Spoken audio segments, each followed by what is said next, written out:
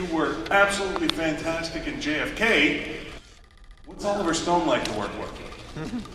You know, Oliver, Ollie. You that close with him? You know, he sits in another room somewhere and watches a monitor. And every now and then you hear him holler, "Just do it!" You know, he loves mistakes. So if you go in and something happens, he'll put like 15 actors in the same room, and he loves to have the actors spar one another with their words and their in the scene. And he doesn't like a lot of rehearsal, but we spent about 2 or 3 weeks at a table read every day, preparing the JFK. And you know, we like basically got all the actors around the table, and you're reading through, and every now and then you go, God, that line, it just doesn't feel right. It feels like it should be your line, you know? And then you switch lines every now and then, and just work it. We worked it for 2 or 3 weeks. And by the time we got on set, we were ready to go. We knew exactly what we wanted to do. So he didn't have to really do a lot of directing in that way. He did all this directing at the table read. And then by the time we got on set, if there was some sort of issue or probably or some of the actors were going off in a different direction, he'd go, whoa, brother, come back this way, go this way, you know, that kind of thing. But he was pretty cool, man. Excellent. Thank you. Yeah, thanks. All right, next question over here. I was wondering what it was like to train with a sword. It was awesome. It was really, really awesome. I mean, initially it was extremely painful. I was like, I thought I was athletic till the day I picked that thing up. And just like, learning how to hold it right, you know? I mean, that in and of itself is not simple. And so initially it was very, very painful. My body was really crying. And there were a couple of days he was like, all right, take a day off. We'll resume day after tomorrow, because it was just a lot of muscle groups all over your body, actually, because your hips are involved, and so you're pivoting. It's right down to the bottom of your feet. So it's like really, it's such a workout. But then after a while, you know, I started to get more comfortable with it, you know. And I was training with one guy who's been doing it since he was 8 in Japan. He's Japanese. So I mean, am I ever going to be as comfortable as him? No.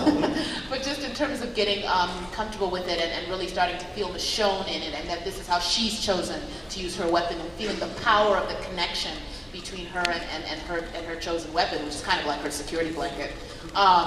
It really is.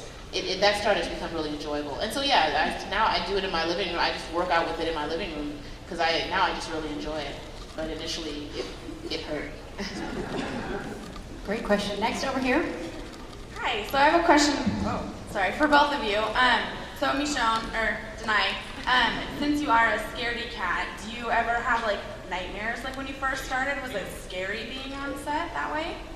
No. I got over my fear probably by like halfway through season 1. Like at some point, the fear started to fade away, and I started to really get into the story. And I had to talk myself out of it. Like, so literally, I was like, okay, they can't climb walls. I'm on the 2nd floor. You know what I mean? And I was like, all right, I'm cool.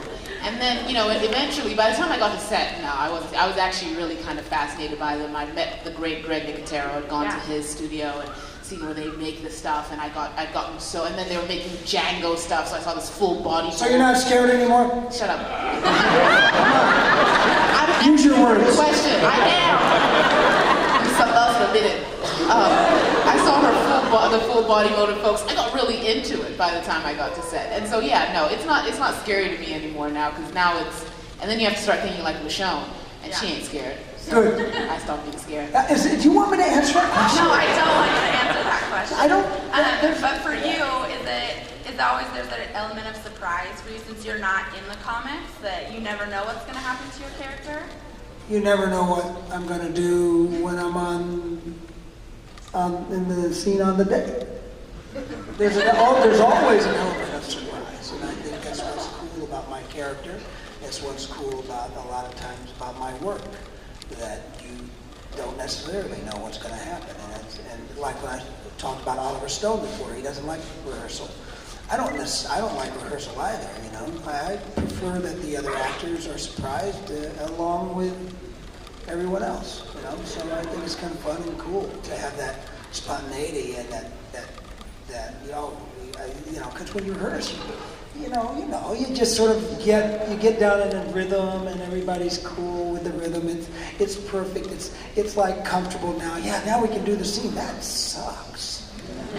I like the scenes to be uncomfortable, and you don't know what's going to happen, and you're like a little bit afraid of the scene. You know, it's kind of cool that way. Are you afraid of eating chocolate-covered pretzels? I actually love chocolate-covered pretzels. Why do you have some for me? No, I don't. You bad girl.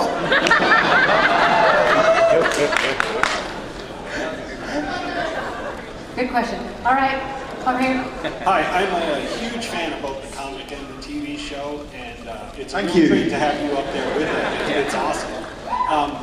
My question is I can only imagine your reaction when they cast Denai to play Michonne. It must have been like us, the fans. We took one look at her and said, "Oh my God, that's Michonne." I mean, it was just perfect casting, and she's done a wonderful job. But Michael's not in the comic, and there's always rumors about bringing the brothers into the comic. My question is kind of, if they were to bring Merle into the comic, Which won't be happening. well, my question is, Michael, would you want your image to be the image of Merle in the comic? And Charlie, would you even want to have to draw that face every day?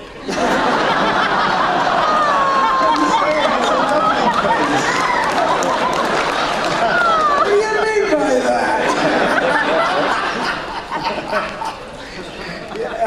Yeah, you know what?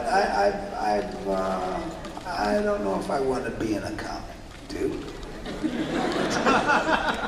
Yeah.